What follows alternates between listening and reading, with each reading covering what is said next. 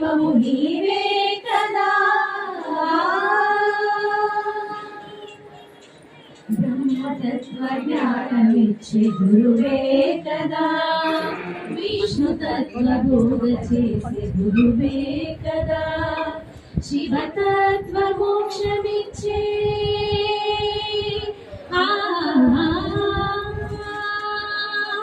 శివతత్వ మోక్షమిచ్చే గురు నీవే కదా, శివతత్వ మోక్షమిచ్చే గురు నీవే కదా.